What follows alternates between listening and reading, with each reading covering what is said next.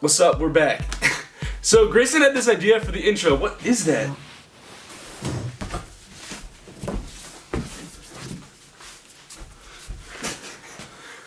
We're back. That actually took like way longer. That took way too long, and it's gonna be so stupid. Hello, my name is Ethan. What the heck is that? I don't talk like that at all. That was your idea. All right, I had to burp, but it's like. I'll help you. No.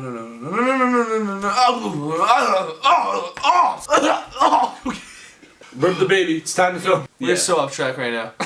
What's up, Bax? We're guys. We both said that wrong at the same time. Really? Yeah. This crazy telling, we're gonna be Childhood Stories Week.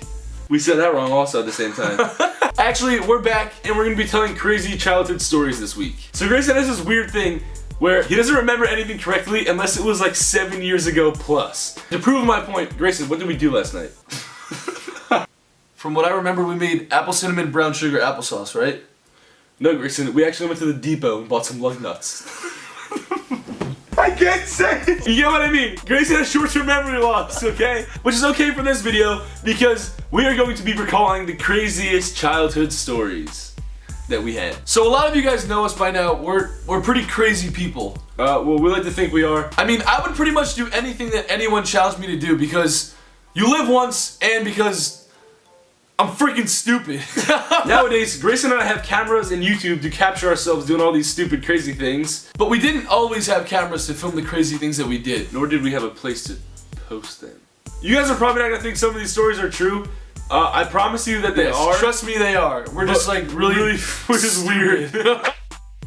Alright. Story number 1. This story starts with Ethan and I as babies. I'm talking like a year and a half old. I'm talking, I had more hair on my feet than I did on my head back then. Ethan and I could full out sprint at 10 months old. Don't know how we learned how to do this. Don't know how you remember this. So my mom is driving us home from the grocery store. Buckled up in our car seats. When my mom buckled me into my high chair or a car seat, she had to cross the straps because if not, I could climb out of them and I would just jump around. One time I was in my high chair and I wiggled out of the straps and I dove headfirst onto the ground. That's probably why I have these thoughts. That's besides the fact. My mom goes to the back of the car, opens the trunk, and grabs the groceries. This is when Ethan and I came up with this plan to run into the house, lock my mom out. I don't even know how we knew to lock the door or anything like that. Mind you, we couldn't even speak English yet. We couldn't. So we couldn't speak any language. We just did this stuff. Alright, go. So my mom had to make like a short 15-second walk maybe around to the front of the house to get in because she was locked out of the garage. So when my mom walked in, Ethan was standing on top of the counter spooning out handfuls of candy from this jar that my mom hid on the top shelf. How do you spoon things with your hands? Like this. Okay. I don't need to know anymore. I was catching them in my shirt like so and running up to our room. I don't know how a 1-foot kid gets on a 4-foot counter. That doesn't make sense to me. He must have stood on my head or something like that. But we got the candy and we started getting crazy.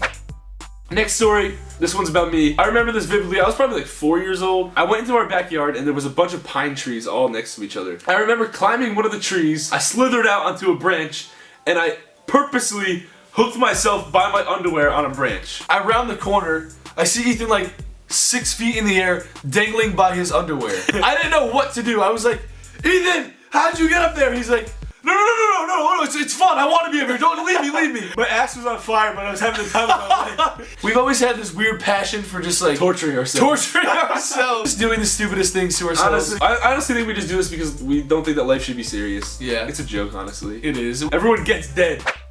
Story number 3, full savage. Oh my gosh, I didn't really remember this one until Grayson said it. So we're still about 4 years old in this story. You know, when you're 4 years old, you can't stay home alone, so your parents probably have to get you a babysitter. Luckily for us, our babysitter was very cute. She was probably about a junior in high school, like our age now. You kissed her first. Okay, so I remember. We were all sitting on the edge of my bed like this, and we were telling scary stories or something like that. I don't really remember how I made the move. I do. I look over, and I see Ethan like, he's like smiling and looking at her. Obviously we both had such a big crush on this girl. He leans in and he kisses her on the cheek.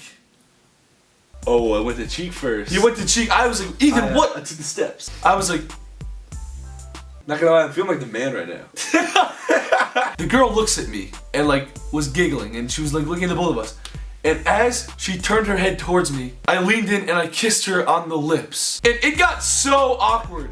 I was just smiling and everyone was like, what? I knew that was unacceptable to do that, Grayson. I didn't know any better. Sorry, babysitter. Number 4. This story takes place about a year later from the last story. I had recently seen bungee jumping on television. Then I remembered these things that my dad had in our garage called bungee cords. I was like, oh, that's what that must be. At this house that we were living in, our next door neighbors had a swing set. A pretty big swing set, or at least it looked like that because I was microscopic. Grayson and I snuck into their backyard one day when they weren't home and went on the swing set with a bunch of bungee cords. So I'm pretty sure when you go bungee jumping, you're supposed to tie the cords around like a metal post or part of a bridge or something that's really sturdy. In this case, I used my younger brother who is 5 pounds heavier than me. I was always the bigger twin, so I always got stuck doing the more boring job, like holding Ethan up to get him in a tree or holding onto a bungee cord to let him have the time of his life jumping off a swing set. Or, at this point, what we thought was going to be the time of my life. Grayson was holding the edge of the bungee cord with 2 hands like this, and I took the end like this. So it had a hook on it, and I grabbed it like this with 1 single finger. So I jumped off, and on my way down, somehow my little finger slipped off the hook. And somehow my little mouth ate the hook. Since we weren't supposed to be at our neighbor's house, we ran home, and then I started to perform first aid on Grayson. And then I went to the hospital after my mom saw me bleeding On the family room table. Number 5. This story takes place about 2 days after the last story does. I don't know if you can see from there, but I have a scar on my lip and I also have one on my chin directly under that. So it was a nice summer afternoon And we were at the park eating cheeseburgers. but when Ethan and I were little, we never stopped to eat while we were playing. And I also didn't use the stairs. I would go up the slide, the back end, and run up because I was cool. Okay? And I ran up the slide with my mouth full of cheeseburgers. So on my way up the slide, I slipped and I fell. I fell directly on the stitches that I got 2 days ago in my lip. And while sliding down the slide on my face, I managed to cut my chin open. And later that night, I had to get 7 more stitches in my lip and 7 more on my chin. But I didn't spit out the cheeseburger. Just goes to show how much I love food. Number 6. So in this story, we weren't quite old enough to ride the school bus yet. However, we were old enough to borrow one of our neighbor's paintball guns. We're in elementary school, and our sister is 2 years older than us, who was in middle school at this time. She rode the bus, and we were super jealous of her because the bus was awesome. The bus was cool, dude. At this point, we got home from school about a half hour earlier than our sister did. And every single day of the week, I'm sorry, Cameron. This is horrible. This is so bad thinking about it. Like, no wonder she hates us. So Grayson and I would hide in the bushes at the end of our driveway and shoot our sister with a paintball gun every single time she got home from school. Every single time she got off the bus, we were there like, ah! And so she wouldn't tell us, we let her paintball us back. So what was the point of paintballing her? To get paintball? There was no point of this! Again, I think we just like torturing ourselves. It's bad, dude. Like, why are we like this? No. Why am I like this? I don't understand.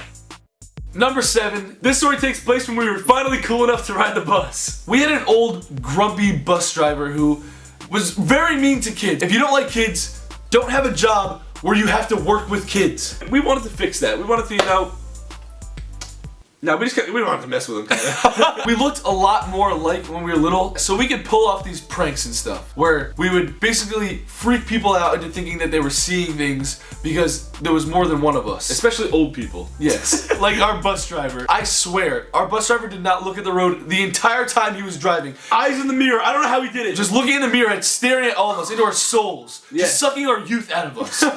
We were the last stop. Out of 100 kids on our bus, we were the last stop. All the seats were empty. Ethan and I would remove our seatbelts. Do not do this. I do not condone this. Don't do this in a car on a bus. And slide under seats into different rows in different sections of the bus. So I would pop up in one seat in the back, and Grayson would pop up in the seat right next to him. Then we would wait for him to put his eyes back on the road for 1 more second, and then switch up again. This guy was getting dizzy. I swear it was like really dangerous for us to do this, because he was like this.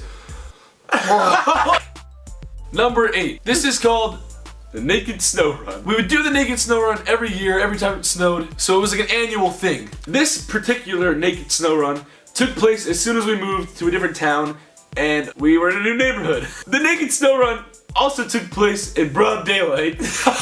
We should say what the Naked Snow Run is. The Naked Snow Run is when Ethan and I get naked and run in the snow. Dude, why? I don't know why. When did it start? Why has it not ended?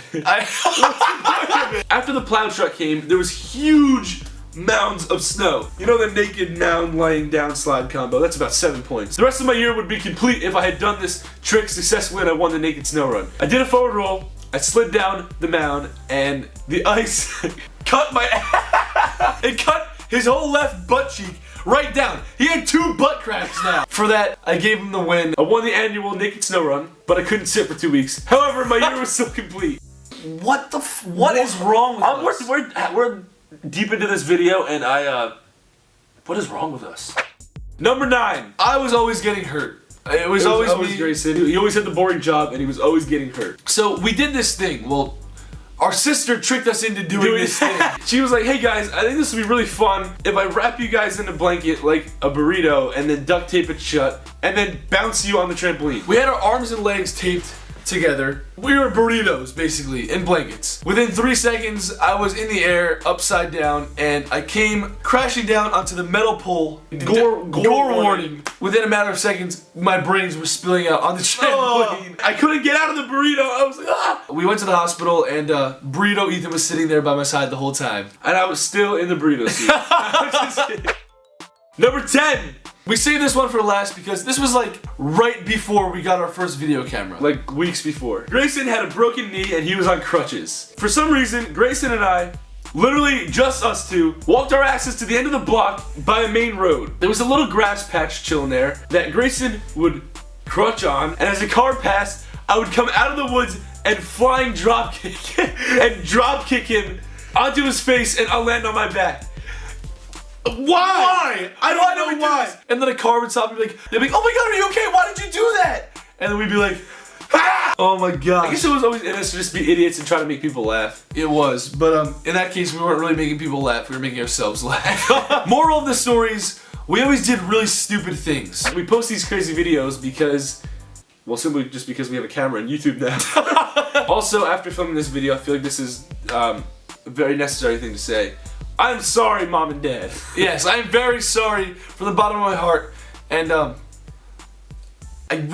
just can't say that I'm not going to continue to do stupid things. And thank you guys for being a part of this conversation. We really needed someone to tell stories to. We were just telling them to each other, and we were laughing, so we wanted to tell you guys, and hopefully you found some of them funny. Thumbs up if you want, honestly. It's been a fun Tuesday, and subscribe and put our post notifications on because we post twice a week, and our next video is going to be on a random day this week. So peace. We'll see you guys before next Tuesday.